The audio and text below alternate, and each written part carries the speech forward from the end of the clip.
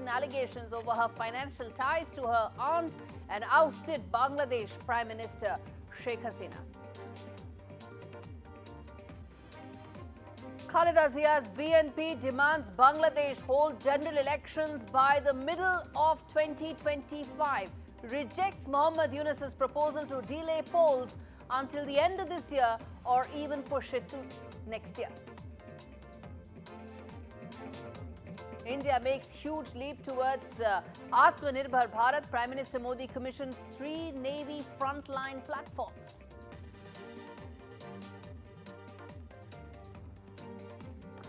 And India's women in blue achieve yet another historical feat, smash record 435 runs against Ireland. It's the 4th highest total in women's ODI cricket.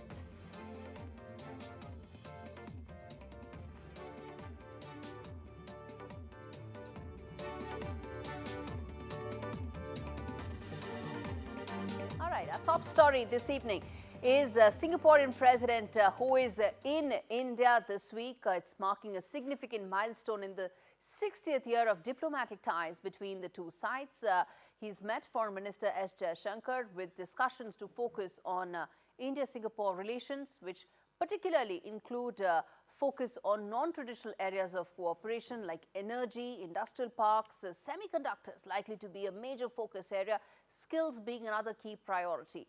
This will be the Singaporean leader's first state visit to India and the first by any Singapore president to India in the last 10 years. Now, they've already elevated their partnership. What does this mean going forward? What will be their priority areas from technology to skills? Let's get in my colleague Mohammad Ghazali to really connect the dots for us and explain to us the significance of this visit. Go ahead, Ghazali, explain to us. Singapore president is visiting for the next 3 days. He is here in India. He will be visiting Odisha. That is one part of the visit. But before moving to Odisha, he'll be meeting the president, the honorable prime minister. Today evening, his meeting with the external affairs minister is also scheduled. Now, why these meetings are very important? Because last year in September, when Prime Minister Modi visited Singapore, a lot of announcements were made. A lot of intention was being shown that perhaps Singapore is also very interested in investing in India. So you will see all those announcements being materialized when the Singapore's president here meets the Prime Minister. A joint statement is also expected to be issued. Besides that, the areas which you mentioned that may see a lot of cooperation would be in semiconductor.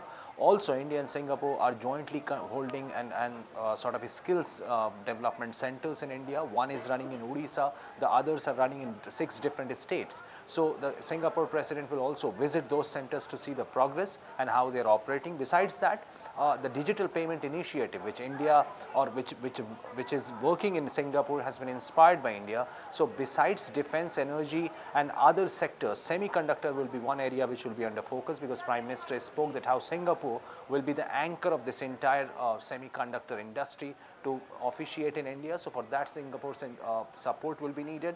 We also know that how it has been the leading contributor when it comes to FDI in India. So besides that, cultural connectivity between India and Singapore has been talked about. Just recently before his visit, one of the Singapore's minister had said that how Indian community in Singapore has been the top contributors when it comes to different areas or sectors there for its growth. So these connect, or these issues will certainly be discussed. And as you rightly pointed out, this is the first visit in the last 10 years by the president or head of the state of Singapore. So that itself carries a lot of weightage. All right, appreciate you taking out the time to explain that to us in detail. Mohammad Ghazali giving us the details as far as Singapore president's visit. All right, let's get you the big questions that we are asking, or rather the big themes that we are putting out to our guests this evening as to the significance of Singapore president's visit. The first question is that will Singapore help bridge India's skill gap? Remember, skill is going to be a key priority and focus for the Singaporean president in this visit, and how much will this boost our skilling needs? The second question is, how will Singapore push in India's semiconductor mission? That's likely to be, in my opinion, the key theme between India and Singapore relationship over the next decade. It will be defined to a large extent by semiconductors. And the other is that, can Singapore help drive India's digital future technology? How much of it can it be? Which are the areas where technology collaboration is likely to really take off, where they could define it going forward? And that will be another key priority area. But remember, how can India, Singapore work to counter China is going to be another area that may come up. Remember, China is a very large investor in Singapore, and also 67% of Singaporeans are actually of Chinese descent. But the fact is, China matters in that region, and how much can it play out between India and Singapore is something that we're going to ask. And what's next in terms of India's Act East policy? Singapore sits at the cusp of India's Act East policy, and how will it take that forward is another key question that we'll put to our panelists joining me today. All right, let's get in Amitendu Patil, who's joining me as well, and Amitendu Palit, who's joining me from Delhi, and of course we have Manju Seth to talk to us about the significance of India-Singapore ties, and more importantly, where could they go from here? So from Manju Seth, let me start with you. Potential possibilities are there, but in your assessment, what do you think could be the overarching theme of India-Singapore ties going forward? As you very rightly mentioned, it's a strategic partnership which was established last year. It will be further strengthened, and this will cover the entire gamut of the relationship. And the key areas will be, I think, defense, security, and skills development, of course, and the digital aspect on both sides, the collaboration in the digital and digitalization. And of course, a very important, crucial is the semiconductor and chips manufacturing. I think there will be collaboration there because Singapore has some strengths there. We have some strengths there, but yes, it has to be. I think Singapore has more compared to us, a little more strength in that area, and together I think we can work together to increase the manufacturing establish manufacturing facilities in India. And I also feel that since this is the 60th year of our diplomatic relations, it will be a signal of the strong and very, very crucial relationship that we've had over the years.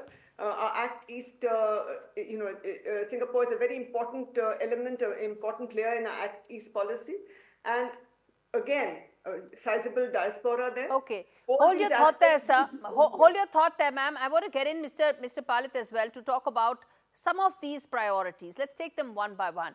Mr. Palit, in your assessment, how important would be, let's say, semiconductors and skills, which could really be the overarching theme of the Singaporean president's visit this time?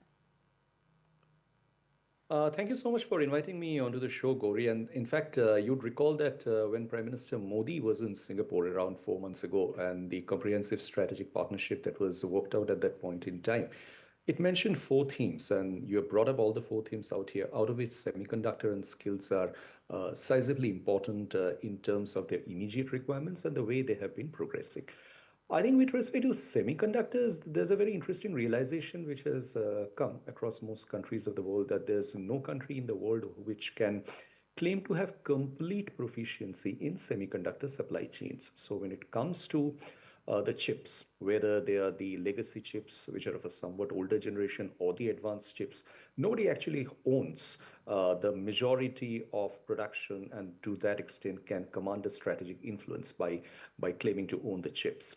Where India has come into the story is kind of as a late starter. Today we see India at a point in time where India is beginning to figure prominently in the supply chain of semiconductors, but more towards the lower end. Most of the semiconductor functioning in India right now is in the assembly, testing, and packaging segment. But there are some research and development functions which are coming in. I think where Singapore is aiming to come in the India story is somewhat in the middle level of the game, which is in the establishment of fabrication units, which will be bringing out these chips for their eventual amalgamation into the devices and the civilian and non-civilian purposes for which they are used. It's a very vital role. It's a very vital role simply because of the fact that India is aspiring to become a global semiconductor hub in the next 5 to 10 years. And with that objective in mind, India needs to collaborate effectively and strategically with countries at various levels. So, for example, there's a collaboration with the United States that is going on. There's a collaboration with Taiwan that is going on, and there's a collaboration with Singapore that's going on. Hold your thought there, sir. Hold your thought. I'm going to come to that the semiconductor bit as well in greater detail. But there's another aspect that I want to touch upon, which is that, we're talking about the economic ties, we're talking about business ties. What about the political aspect of this relationship, the geopolitical dimensions of this? We've talked about the geo-economic part of it, the geotech part of it, but there's the geopolitical aspect of this, isn't it, Manju? Absolutely, the geopolitical aspect is very strong, and with China very, very closely, sort of, should I say, embedded in all of Southeast Asia, included in Singapore, very strong ties, a lot of investments, a lot of trade. So it is a little, a kind of challenge, should I say, for India and Singapore to become, really very, very close. But already, I think. Over the years, if you see, though China has always been active in Southeast Asia and Singapore, even then, we've had fairly robust ties with most countries in Southeast Asia, and including with Singapore. With Singapore, it's always been a very good relationship. And I think the geopolitical aspect is important because the leaders there have always looked at India in a positive way over the years, and we've had very good relationships. In all sectors, of course, in education and other in trade. But now, with these new emerging technologies coming in, and the fact that they have skills there and they would like to be involved, their investments are quite high in India. So we can work together on innovation, on manufacturing, and very rightly, semiconductors and chips are the future. Mr. Amitendra, you want to comment on the geopolitical aspect of this relationship? I think the geopolitical relationship between the two countries has taken a decisive turn with the growth of the idea of the Indo-Pacific. Now, when we look at this construct, and if you look back in the past, the primary regional concept was the APEC, the Asia-Pacific Economic Cooperation. India was never really a part of the APEC group. It couldn't. It did become a part of the ASEAN framework as an ASEAN +1 partner, but then we had the episode where India did not join the RCEP because of its own concerns over a number of things. But today, over the last 5 years, when we look back and see at the trajectory of regional relationships, we have the Indo-Pacific Economic Framework. This is one framework which, given the size of its economic might, is the largest regional bloc in the world in terms of the number of people it has in it and the share of the world GDP that it has in it. And India and Singapore are very prominent players in that Indo-Pacific Economic Partnership, along with the United States, Japan, Korea, Australia, New Zealand, and several other Southeast Asian countries. I think the important part of this understanding is today India and Singapore are collaborating at a regional level on very big cross-cutting issues. And these are not just about, defense matters, but these are on issues of clean tech, disaster management, financial cooperation, now all of which have a strategic impact and all of which also have a geopolitical impact in today's world. For example, they're talking closely about green shipping. They're talking about urban infrastructure cooperation in a variety of areas. They're talking about how to manage skills and skill synergies on both sides. Indeed. Now, all of these cannot happen unless and until there is a certain degree of geopolitical comfort which both sides have. I think that's I agree with you there, sir. That work can happen only when there is geopolitical comfort between the two partners to take that relationship forward. Running out of time, but very quickly, Manju said, I haven't asked you the question about the China factor. How much do you think that's going to play around as far as the India-Singapore relationship is concerned? Because in the Indo-Pacific, India also wants to counter China in a sense to ensure that there is no regional hegemony of China in this region. Absolutely, and China has been very assertive. It has been very, very active in ensuring that its writ runs especially in the South China Sea and in the Indo-Pacific. And I think for Singapore, they have managed to balance, I think, over the years, a very good balance between their relationship with China, with India. And I think Singapore will continue to do that. And I think we can depend on Singapore as a friend of India. All right, I'll leave it there. Thank you so much, both of you, for joining me on this edition of India Global. And on that note, we slip into a very short break. We come back on the other side with a big boost to Indian Navy. 3 warships have been commissioned. What does this mean? Why it is so significant? And what does this mean for the Atmanirbhar Bharat push? We come back and decode. Stay with us.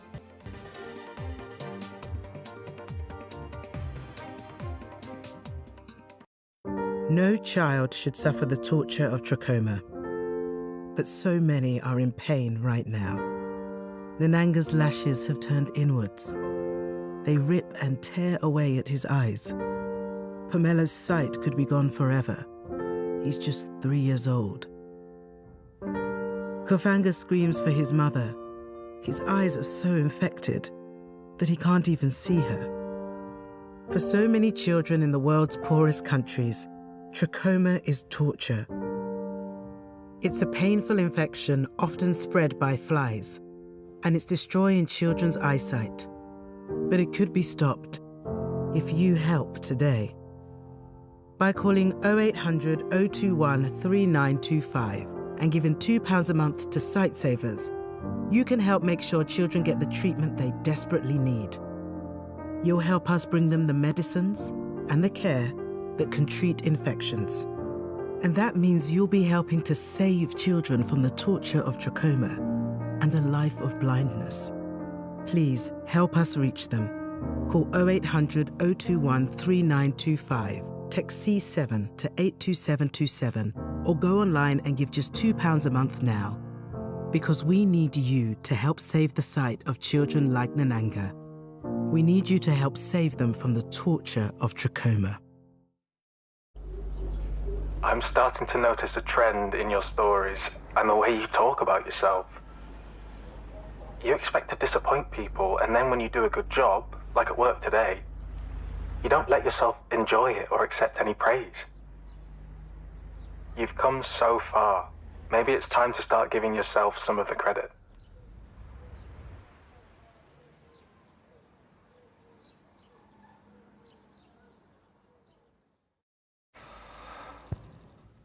It's gonna take a lot to drag me away from you. There's nothing that 100 men or more could ever do. Down in Africa. Liam transferred all his outstanding balances to his Barclaycard, giving him 0% interest on all his surprises for Sarah. What you buy is your business. Helping you pay less interest is ours. Barclaycard. Make money work for you. Time's up, fad diets. Life's too short to only eat grapefruit, hard-boiled eggs, cabbage soup. Ugh. Ditch the diet shakes, measuring tapes, and vibrating plates, and break free from fad diets with Voi. With its combination of clinically proven medication, personalised health app, and one-to-one coaching, join the weight loss revolution today at joinvoi.com.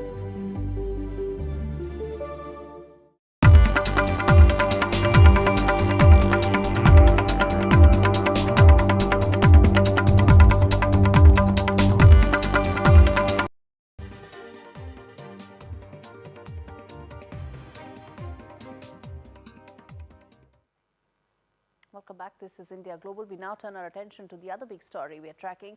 Prime Minister Modi commissioned 3 frontline naval combatants today at Mumbai's Naval Dockyard. These inductions aim to bolster India's maritime capabilities and underscore the nation's commitment to self-reliance in defense manufacturing. The PM also highlighted that this is the first time that 3 different kinds of made-in-India combatants have been inducted into the Indian Navy. That in itself highlights its significance and leap that India has taken in this space. Listen in to Prime Minister Modi on that. साथियों, आज भारत पूरे विश्व और खासकर global south में एक भरोसेमंद और जिम्मेदार साथी के रूप में पहचाना जा रहा है। इंडियन ओशन रीजन में भारत की उपस्थिति, भारत का सामर्थ्य एक बहुत बड़ा आधार है। साथियों, पिछले 10 साल में जिस तरह भारत की तीनों सेनाओं ने आत्मनिर्भरता के मंत्र को अपनाया है, वो बहुत ही सराहनीय है। हमारी सेनाओं ने 5000 से ज्यादा ऐसे साजो सामान और उपकरणों की लिस्ट तैयार की है जो अब वो विदेशों से नहीं मंगाएगी। All right, shifting focus now. Meta has apologized for Mark Zuckerberg's comment about the NDA losing the 2024 Lok Sabha elections. This comes after IT Minister Ashwini Vaishnav fact-checked Zuckerberg on social media. Meta responded to Ashwini Vaishnav's post where he called Mark Zuckerberg's comments on Indian election disappointing. Meta termed Mark's comments on India's loss an inadvertent error and went on to highlight India's importance to the company. Remember, the apology comes after Meta was summoned by the Parliamentary Standing Committee on IT on grounds of spreading misinformation. South Korea's impeached President Yoon Suk-yeol was arrested and is set to face questioning over his controversial declaration of martial law last month, as per the anti-corruption investigators. The arrest ended an early morning standoff outside his official residence in Seoul, and despite his arrest, Yoon remained defiant, stating that he agreed to cooperate with authorities to avoid bloodshed. He also claimed that the rule of law had completely collapsed following his detention, adding to the political turmoil that has raised concerns both domestically and internationally. His arrest makes him the first sitting president in South Korea's history to be detained. Listen to what Yoon had said before being arrested.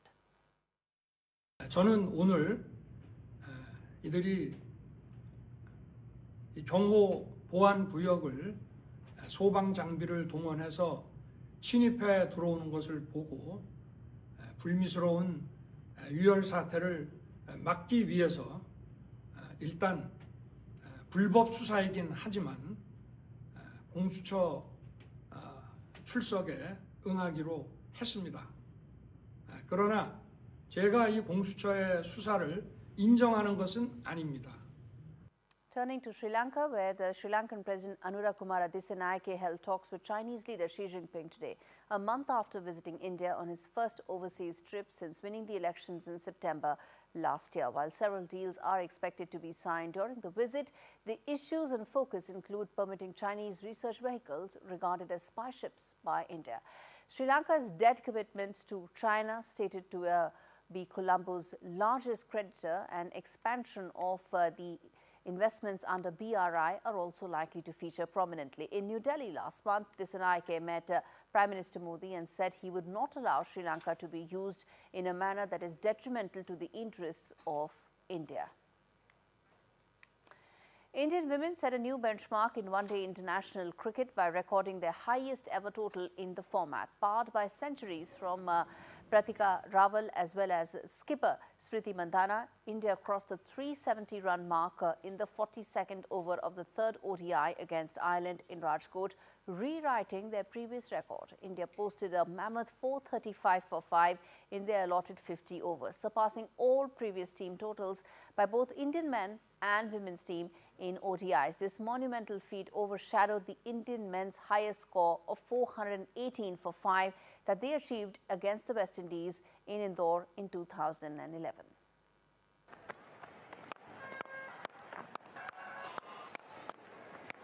Out of the park.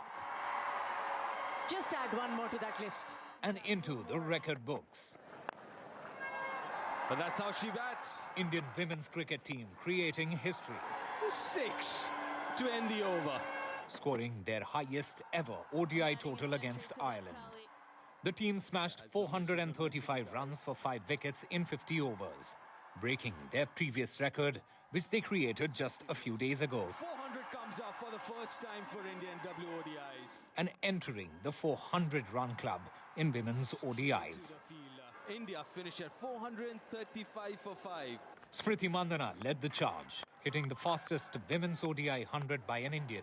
An innings of poise and ruthless aggression. Fastest ever 100 for India, coming from Smriti Mandhana. Pratika Rawal also scored her maiden century. ODI 100, Pratika Rawal, a superstar in the making. Making her a standout star. Pratika, playing in just her 5th ODI, went toe-to-toe with the Indian captain. Another 4. This record-breaking win is part of India's dominant performance in the 3-match series against Ireland. This time, leg side. The team's impressive performance has sent a strong message to the cricketing world. Another aerial shot. India will now be hoping to convert this success into an ICC trophy win. 150 comes up for Pratika. Something that the team has fallen short of time and again in the recent past. Bureau Report, NDTV. Again. Goes over mid-off this time. We slip into a very short break. We come back on the other side with the other big story that we are tracking. Sheikh Hasina's knees under scrutiny in the UK. What does it mean going forward? We come back and decode. Stay with us.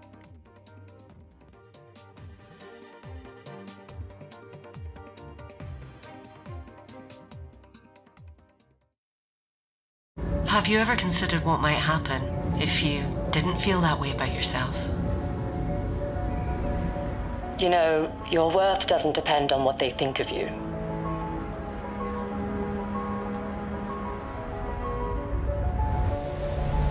You've come so far. Maybe it's time to start giving yourself some of the credit.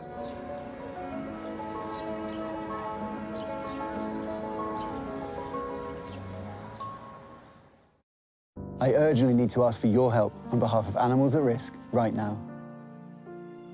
With the pandemic came a surge in pet ownership. And sadly, we're now seeing a serious rise in neglect, cruelty, and abuse.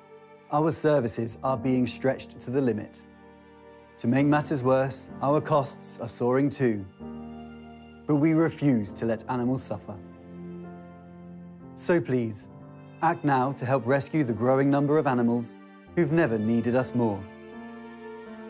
Please call or text the number on screen now to give £2 a month to the RSPCA. In one of the toughest times we have ever experienced, your gift will make all the difference to animals. You could help provide more life-saving treatment, food, shelter, and the loving care that many have never known. We know there are millions of you who, like us, care deeply and won't stand by while animals are suffering. We have to reach those trapped in a life of abuse and neglect before it's too late. Because for many, the RSPCA is their only hope. But we can only come to the rescue with the support of people like you. So please, will you help us be there no matter what? Call 0800 313 4392 or text RSPCA to 78866 to start your monthly gift today. Thank you. Time's up, fad diets. Life's too short to only eat grapefruit. Hard-boiled eggs. Cabbage soup. Ugh. Ditch the diet shakes, measuring tapes, and vibrating plates. And break free from fad diets with Voi. With its combination of clinically proven medication, personalised health app, and one-to-one coaching, join the weight loss revolution today at joinvoi.com.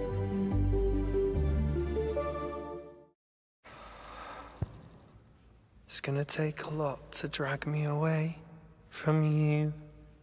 There's nothing that 100 men or more could ever do. Happens rains down in Africa. Liam transferred all his outstanding balances to his Barclay card, giving him 0% interest on all his surprises for Sarah. What you buy is your business. Helping you pay less interest is ours. Barclay card. Make money work for you.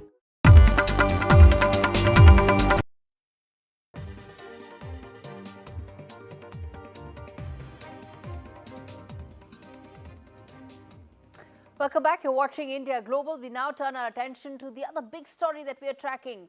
In a stunning development, UK Treasury Minister Tulip Siddiq has resigned under intense pressure amidst growing investigations into corruption linked to her family ties with Bangladesh's ousted Prime Minister Sheikh Hasina. Siddiq, named in a major probe over alleged embezzlement and controversial deals, stepped down as questions surrounding her actions continue to escalate. This report tells you the story in greater detail.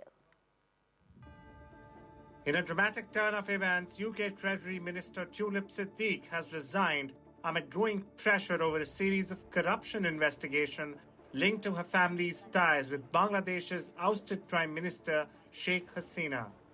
She has been named in an investigation into claims her family embezzled up to £3.9 billion from infrastructure spending in Bangladesh. Siddiq, the Labour MP from Hampstead and Highgate, had referred herself to the UK Standards Advisor after questions arose about her aunt's involvement in corruption scandals in Bangladesh. Though the investigation found no evidence of wrongdoing, Sir Laurie Magnus criticized Siddiq for not being more cautious with the family's connections. Despite Sir Laurie's conclusion that Siddiq acted with no ill intent, the mounting scrutiny proved too much. In a statement, Siddiq insisted her resignation would prevent distractions for the government, but also firmly denied any wrongdoing. As Bangladesh presses forward with a criminal investigation, Siddiq's position has become untenable. The allegations extend beyond UK properties linked to Siddiq's aunt allies, which claims that Siddiq facilitated a controversial deal with Russia in 2013. Though she denies any official involvement, the investigation with Bangladesh continues to unfold. With questions of corruption swirling, the resignation marks the end of Siddiq's tenure as Treasury Minister, but the investigation into her family's ties to Bangladesh's political elite is far from over. All right, staying with Bangladesh, another important story coming in where pressure seems to be mounting on Bangladesh's interim chief, which is Muhammad Yunus, where former Prime Minister Khaleda is now asking, and her Bangladesh Nationalist Party has stepped up pressure on Muhammad Yunus's interim government to hold the parliamentary elections. Remember, there's still no word specifically on when the elections will be held. But Khaleda is saying they should be held latest by July or August this year. The Yunus government installed in August last year, primarily to hold the parliamentary election, has yet to commit to a deadline to hold these elections, stating that the country's democratic institutions must be reformed before polls can actually be held. Reports earlier suggested that the Yunus government is looking at a time frame that may delay the parliamentary election until next year, early next year. Meanwhile, the Yunus government continues to target ousted Prime Minister Sheikh Hasina and her family and continues to demand that India extradite her and pressuring, of course, and the pressure that finally led to Tulip resigning in the UK as well. The Bangladesh Supreme Court, meanwhile, has acquitted former Prime Minister and chairperson of BNP Khaleda Zia in a corruption case, overturning the High Court's earlier 10-year prison sentence. So this gives you what really is happening in Bangladesh right now, the political landscape, how it's unfolding in Bangladesh. And that's the key question that we are putting out to my panelists today. And the questions that I'm going to put is about how can elections and when should elections actually happen? The first question is that pressure mounts on Yunus. Will he relent? Remember, he's an unelected interim leader. How long will he stay before he actually ensures that elections take place? That's the first question. The second key question is, will interim government allow all parties to contest? Remember, the one big thing that everybody is saying is that Awami League may not be allowed at all. And will that then be another sham election that Bangladesh will hold? That's the second key question. The third important part we are asking is, who could be Bangladesh's next leader? Who could really emerge out of the turmoil that Bangladesh is actually facing right now? Will it be somebody from the BNP? Will it be somebody from the Jamaat? Who knows? Or will it be Muhammad Yunus also staying on in some other role? And the last question that we are asking is that will Yunus actually hold free and fair elections? That's the big question. Elections can happen, but what is the sanctity of that entire electoral process? Let's put that questions to the panelists joining me. Manju Seth joins me, and we also have Ali Ahmed Mabroor, who's a senior journalist, joining me from Bangladesh. Thank you so much, both of you, for taking out the time. And let me start with you, Ali, as things stand right now, the clamor to hold an election is only growing. And it was earlier only pockets and people in Bangladesh, but now it's the largest opposition party, the BNP, also saying that hold the elections in the summer of 2025. How long do you think Mr. Muhammad Yunus will delay this before he finally decides that elections must happen? Okay. First of all, thank you so much, NDTV and all your audiences and the honorable guest. Let me clarify first that BNP, Bangladesh Nationalist Party, actually is looking for early election. And according to them, a political government, if a political government is elected, then Bangladesh will face more stability and peace. And they think that a political government can control the situation even better than the incumbent interim government. But the fact is, apart from BNP, there are some other stakeholders who are holding different views. Let me clarify first that, as you know, that Yunus-led government has formed several commissions seeking necessary reforms in the election procedures and other structures to facilitate a free, fair, and credible election. So one of the commissions are working with local government structural reforms, and the chairman of this commission, Professor Mr. Tofal, he actually, day before yesterday, he recommended for holding local government election first, even before the national election. This is one point. Another one is the university students who have actually taken part in the last movement. They are calling for university level election like DAKSU, Dhaka University Central Student Union election. And another stakeholders are the victims of the July mass killing who are claiming that election should not be held before prosecuting or trying the offenders or perpetrators of the July mass killing. So there are various opinions about the early elections or the when that election will take place. Okay, so there can be different opinions about it, but the fact is that Bangladesh was a successful democratic country as far as Islamic nations are concerned. And Manju Seth, let me ask you this, that is now a reputation that is badly tarnished since last year. How soon do you see the return to elections? Because now there's clamor growing from within Bangladesh's main political outfits. Manju Seth. Actually, this. I think as Mr. Ali mentioned, there are different stakeholders, there are different people asking for different views. But the fact is that this was meant to be an interim government. I think we should not forget that, irrespective of, and its mandate was to hold elections. So I think from that point of view, it is absolutely necessary that elections be held at the earliest.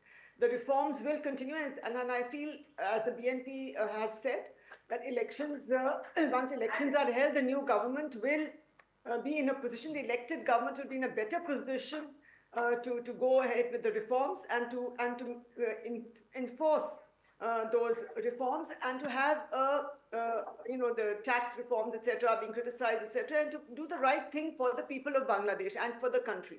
So I think the mandate was for the Yunus government to be only interim. And I think a 1 year and a 1.5 year interim government, I think, was not really envisaged. And so I think it is important that elections be held at the earliest. And BNP is one of the biggest opposition parties. Indeed. And as you mentioned, will the Awami League be allowed to contest these elections? So if the elections, everybody is not allowed to participate in the elections, I think that is again going to be a setback for the electoral process and for Bangladesh's democracy. Mr. Ali, let me put that question to you, which is that, let's say the elections happen this year sometime. When they happen is something that we don't know. Hopefully they happen this year. But what about some of the other aspects of ensuring that the election is actually a real democratic exercise? Awami League is allowed to participate. It's a free and fair election. How does Bangladesh ensure that these main pillars of democratic and electoral constituents actually happen to ensure that the elections take place properly? Yeah, you have to understand the reality in Bangladesh. Actually, more than 1,500 people have been killed in July-August movement. And Awami League has been blamed for this mass killing. And the victims and many of the civil rights workers, civil society members and others, they are claiming for abstaining, for keeping Awami League abstained from at least 2 or 3 elections. Because the reality is, if you tell about the democratic process, the fact is, in last 3 elections during the Awami League regime, many of the voters claimed that they could not able to cast their votes. So if you turn that the process, the democratic process, was not available in the Awami League regime as well. There are some allegations. So the fact is, I think it will be clear in the days to come. But Mr. Ali, as a journalist, I want your opinion and assessment really here, that if, let's say, one of the main parties is not allowed to contest, do you think it will be a real electoral exercise? Okay, let me clarify. The first thing is the victims, they are claiming for keeping Awami League outside the election process. But the fact is, the interim government did not take any such measures yet.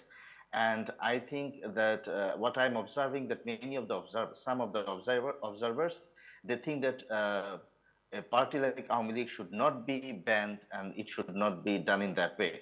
So I think it will be more clear and more visible, I think, in the upcoming days, that what will be the fate of Awami League. And I think it is too early to comment that whether Awami League will not be allowed to take part in next election. Okay, Manju said you wanted to comment on that part, yeah. From what the interim leader, Mr. Yunus, has said, that he will not allow, they will not allow, Awami League should not be allowed. He's made some statement to the, I don't recall the exact statement, but to the effect that Awami League should not be allowed to participate in the election. And I think that is not a very, very, very positive sign for elections. And at the same time, now the BNP is demanding that elections be held.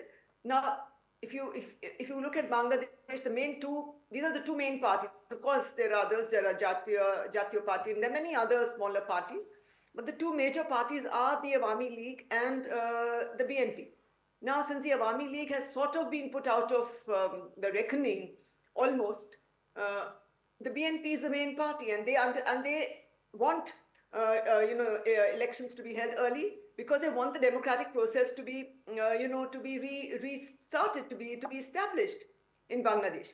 Okay. Because we do see that there has been this attempt, there seems to be an attempt by the interim government to prolong its tenure as much as it can. It looks like. Mr. Ali, yes. Mr. Ali, I want to ask you the final question, which is that in the wake of how things are looking right now, do you think, with BNP, will it be Khaleda Zia leading the party, or will it be someone else? I'm asking because of the fact that she's also not got age on her side right now. Yeah.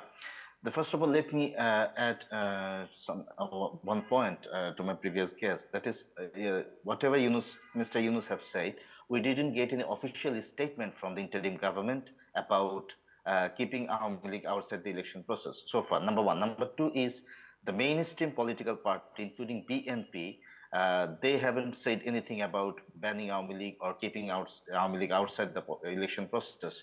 Even they don't believe in this kind of initiatives or actions. I have just told you the demand about the victims of the July-August revolution, number one.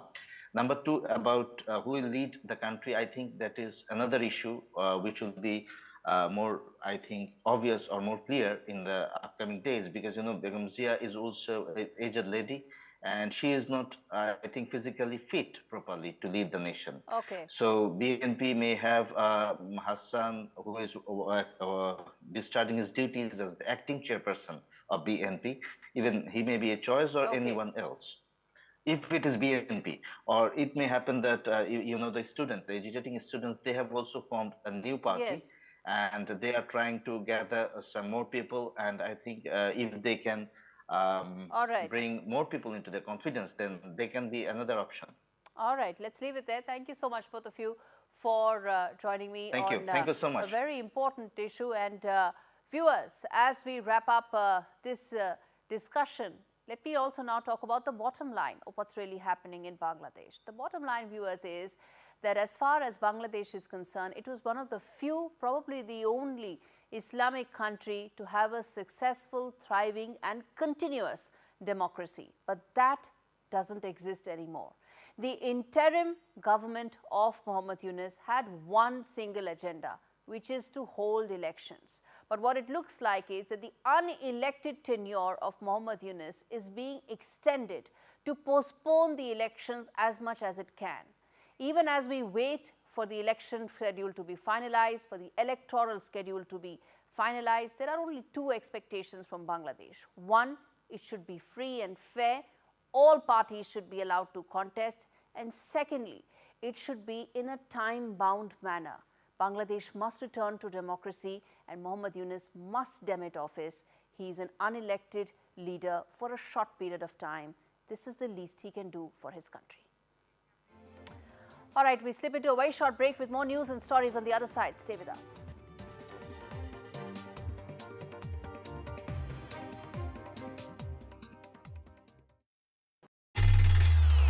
Time's up, fad diets. Life's too short to only eat grapefruit. Hard-boiled eggs.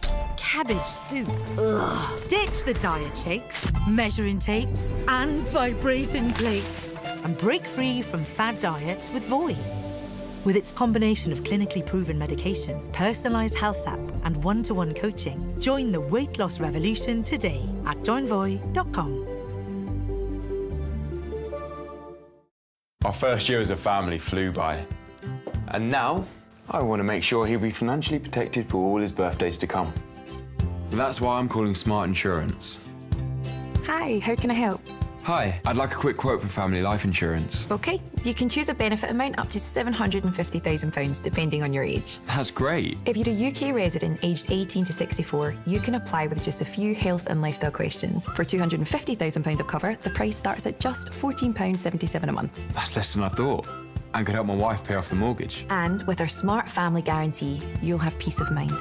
That's good to know. You'll also receive a 100% advance in the event of terminal illness and 10% cashback on your first year's premiums. That's the Smart Cashback. Plus, you get your choice of a £125 gift card.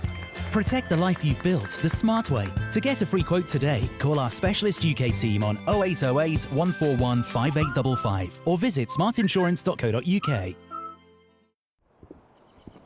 Hello. How was Iceland? It was good, I guess. Had a few issues here and there. Didn't you check Brighton? No, the sun wasn't bright at all. Iceland, you know. Wait, you don't know Brighton?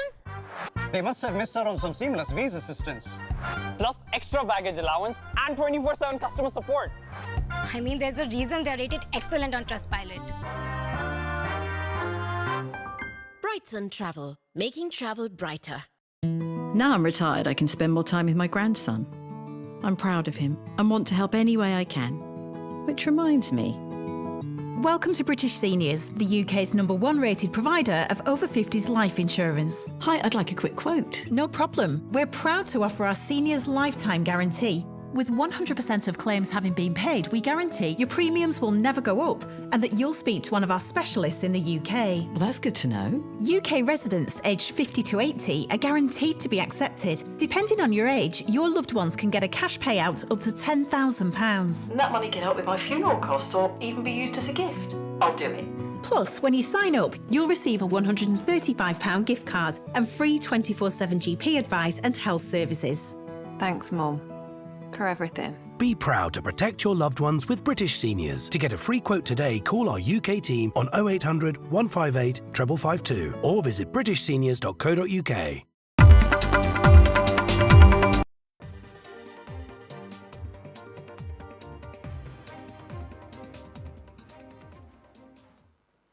Welcome back, viewers, to India Global. We now turn our attention to an important story coming in, which is that US President Joe Biden and Egyptian President Abdel Sisi discussed negotiations for a ceasefire and hostage release deal in Gaza and agreed to remain in close coordination in the coming hours.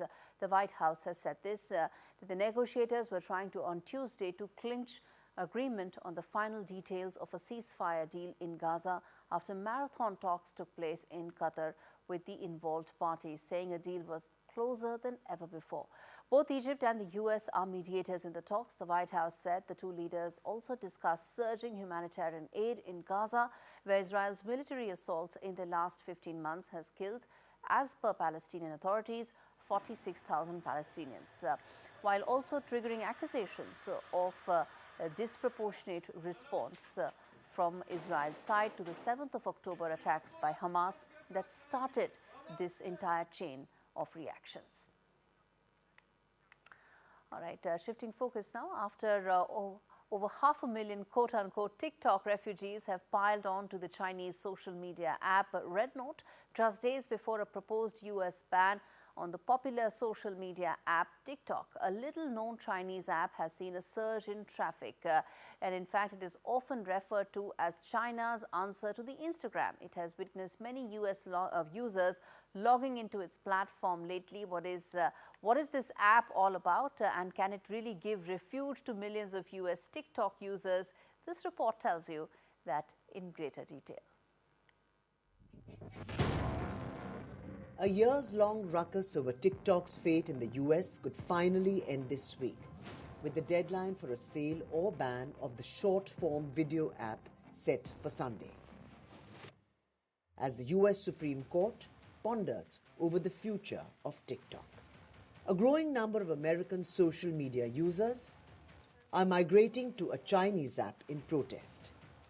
Named Xiaohongshu, the hugely popular medium in China surged to the top position in Apple's US App Store on Tuesday. Okay, I am here. I have found the note. I've found the red note, and it is... So I'm here to talk about books, to talk about music and movies, and being a general good human being, being kind to others, loving others. Xiaohongshu, which means Little Red Book, is often shortened by US users to Red Note. It was founded in 2013 and is one of China's biggest social media platforms with 300 million users. It's often referred to as China's answer to Instagram, gaining popularity for sharing tips on travel, makeup, and fashion. But like most apps and internet services in China, Red Note is subject to censorship. Platforms typically enforce censorship by deleting content that Beijing considers politically sensitive. Chinese users have warned the new users not to discuss anything considered politically sensitive, as they may get censored. Since yesterday, we have seen many new posts in English calling themselves the TikTok refugees, and the reaction from the Chinese users have been mixed. Some believe this is a great way the Chinese culture get to a global audience, while some worries this will be a cultural invasion and it might have an impact on the censorship. Though it has seen a wave of users arriving on its platform, it's not clear if Xiaohongshu will serve as a sustainable replacement for TikTok, which has created an ecosystem that allows for e-commerce and advertising. To sustain the newfound global fame, the app will need to be optimized for an international user base, as it lacks translation features. With Vishal Vivek, Bureau Report, NDTV World. All right, President-elect Donald Trump's choice for Defense Secretary, that's Pete Hegseth, vowed on Tuesday to foster a warrior culture at the Pentagon and confronted allegations of his misconduct during a testy Senate confirmation hearing that drew protesters but also veterans in support. Asked directly about allegations against him for disorderly conduct by Arizona Senator Mark Kelly, Hegseth dismissed them as an anonymous smear. In the line of questioning with Michigan Democrat Elissa, Hegseth sidestepped whether he would follow orders from President Trump that would violate the Constitution. However, certain Republican senators backed Pete Hegseth at the hearing. Listen in to what really happened at that fiery hearing. Mr. Hegseth, what is the highest level of international negotiations that you have engaged in, that you have led in, because the Secretary of Defense does lead international security negotiations. There are three main ones that the Secretary of Defense leads and signs. Can you name at least one of them? Could you repeat the question, Senator? Sure. What is the highest level of international security agreement that you have led, and can you name some that the Secretary of Defense would lead? There's three main ones. Do you know? I have not been involved in international security arrangements because I have not been in government other than serving in the military. So my job has been to no. The answer is no. Can you name one of the three main ones that the Secretary of Defense talking about defense signs? arrangements. I mean, NATO might be one that you're referring to. Status of Forces Agreement would be one of them. Status of Forces Agreement. I've been a part of teaching about Status of Forces Agreements. But you don't remember to mention it? You're not qualified, Mr. Hegseth. You're not qualified. Admittedly, this nomination is unconventional. The nominee is unconventional. Just like that New York developer who rode down the escalator in 2015 to announce his candidacy for president. That may be what makes Mr. Hegseth an excellent choice to improve this unacceptable status quo that I just described. He is a decorated post-9/11 combat veteran. He will inject a new warrior ethos into the Pentagon, a spirit that can cascade from the top down. Mr. Hegseth will bring energy and fresh ideas to shake up the bureaucracy. In fact, staying with U.S., winds that have fanned wildfires in the U.S. city of Los Angeles are expected to kick up again today after a 25th death from the huge week-long outbreak was confirmed. Forecasters have again identified an area of extreme fire danger, emphasizing on the highly dangerous risk level. The anticipated increase in wind speeds threatens to further fan the remaining 4 blazes, which firefighters have made further progress on in tackling during the few days of calmer conditions. The 25th death was confirmed by LA County Medical Examiner's Office, while 13 people remain missing. All right, with that, it's a wrap with this edition of India Global. Thanks so much for watching.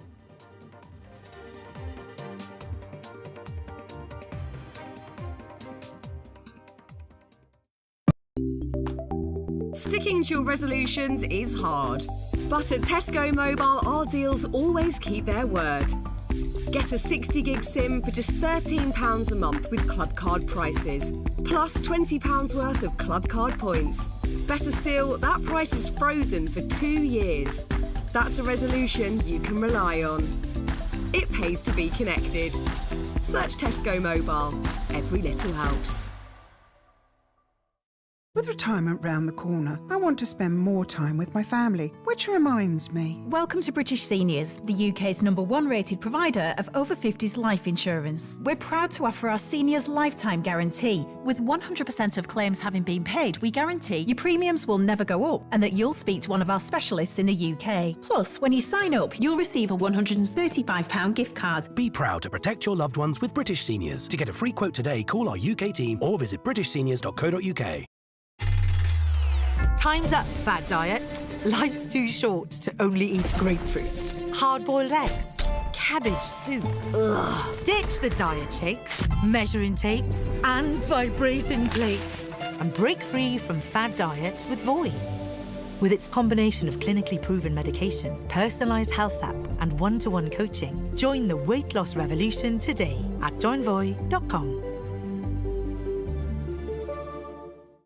Sadly, animal cruelty has reached an appalling high. It's the worst animal rescue emergency in our recent history, and we urgently need your help. The RSPCA is the only charity in England and Wales dedicated to animals of every kind. Without us, those facing serious abuse and neglect would simply not be saved. Like you, we can't bear to think of them suffering. That's why, despite the high numbers, we must reach them before it's too late. If you can help us carry on this vital work with a monthly gift, please call or text the number on screen now. Anything you can give would help so much. It'll help us answer more calls. It'll help us rescue more animals in danger and help provide them with the urgent medical treatment, food and loving care they need. I promise we will never give up trying to save every animal we can, but we need your help now more than ever. I can assure you, your gift will help save animals' lives every day. Please call 0800 234 6025, text SAVE to 78866, or visit our website to start your monthly donation today. Thank you.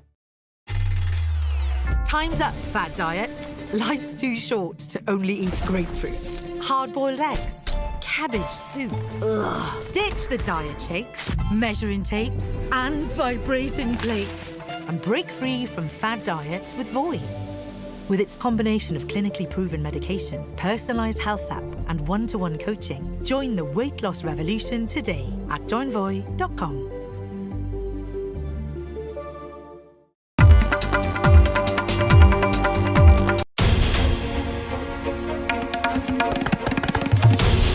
This is NDTV, and you're watching NDTV 24/7.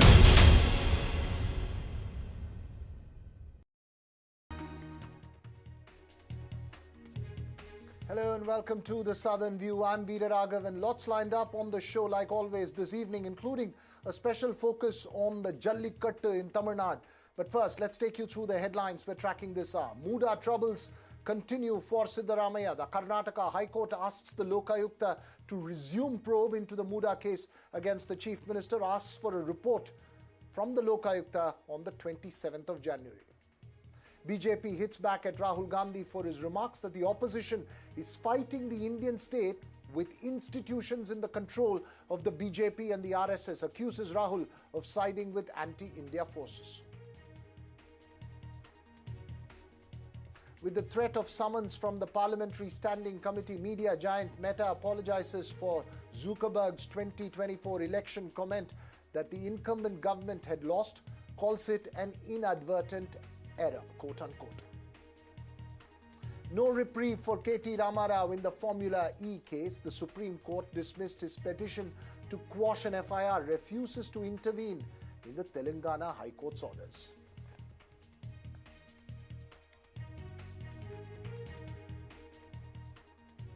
Well, first up this evening, no reprieve for Karnataka Chief Minister Siddaramaiah in the Muda land allotment case as the Karnataka High Court vacated a stay on investigations into the case against the Chief Minister by the Lokayukta. The stay, remember, was granted after Siddaramaiah challenged the earlier High Court order allowing the filing of an FIR by the Lokayukta in the land allotment controversy, where the alleged beneficiary is his wife, Parvati. Justice M. Nagaprasanna directed the Lokayukta to resume the probe and submit a progress report on the 27th of January. The petitioner in the case had also raised concerns over an impartial probe by the Lokayukta and an alleged surprise visit by a committee of IAS officers. But the Chief Minister's lawyers dismissed those concerns and argued that the committee's actions were in line with the court's orders. The Muda controversy remains a worry for the Congress and the Chief Minister. Joining me for a quick overview of the political implications, senior journalist B.S. Arun. Arun, really, the focus on Muda, this is perhaps a reminder, hasn't gone away as yet. It is one of the most closely politically watched cases, both within the Congress and from the opposition's point of view. Absolutely.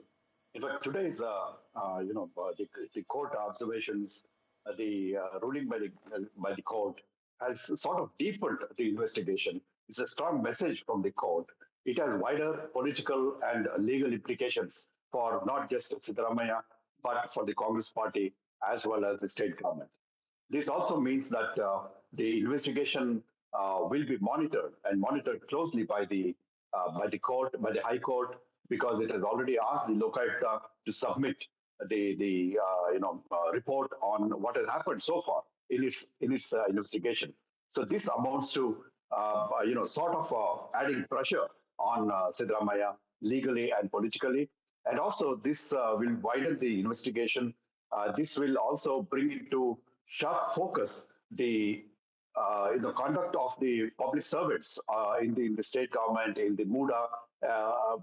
So that's why for the entire administration of Siddaramaiah, for those officials who sort of were involved in this alleged scam, will all be now will be subjected to investigation. So to that extent, it is sort of not just clipping of wings of Siddaramaiah. It also just